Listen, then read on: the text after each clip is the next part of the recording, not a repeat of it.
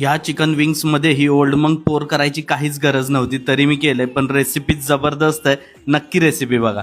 तर चिकन विंग्सला आधी मॅरिनेट करून घ्यायचं आहे. थोडंसं मीठ, आलं लसूणची पेस्ट, विनिगर नसेल तर लिंबाचा रस घ्या आणि थोडासा डार्क सोया सॉस. सगळं छान मॅरिनेट करून ठेवायचं आहे. थोडीशी काळी मिरी घाला, ऑप्शनल आहे, नाही घातली तरी देखील चालेल. नंतर 1 तासानी एक मिक्सर तयार करायचं, त्यामध्ये मैदा, कॉर्नफ्लोअर, मीठ आणि थोडासा बेकिंग सोडा. ओके, सोडा मस्ट आहे, हा विसरू नका घालायला. सगळं छान मिक्स करून घ्यायचं आहे. त्यामध्ये मॅरिनेट केलेले चिकन विंग्स छान कोट करून घ्यायचे आहेत आणि या स्टेजला तुम्ही त्याला फ्राय करू शकता, पण मी एअर फ्रायरमध्ये त्याला एअर फ्राय करून घेतलं आहे.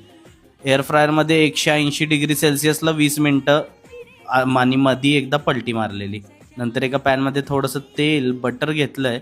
त्यामध्ये खूप सारा बारीक चिरलेला लसूण छान गोल्डन ब्राऊन करायचं आहे. त्यामध्ये गोचुजांग पेस्ट टाकली आहे मी 1 चमचाभर.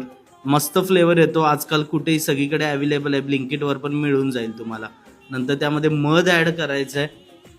जबरदस्त स्वीट, स्पायसी आणि आंबट अशा सगळ्या टेस्ट तुम्हाला या रेसिपीत मिळतील. थोडंसं पाणी ॲड करायचं आहे, जेणेकरून एक सॉसी कन्सिस्टन्सी येईल आणि अशा प्रकारचं दिसायला लागलं मिक्सचर की त्यामध्ये तुमचे फ्राईड किंवा एअर फ्राईड चिकन विंग्स जे असतील ते ॲड करा. विंग्स त्या बेकिंग पावडरमध्ये एकदम क्रिस्पी होतात. नक्की ही रेसिपी ट्राय करा.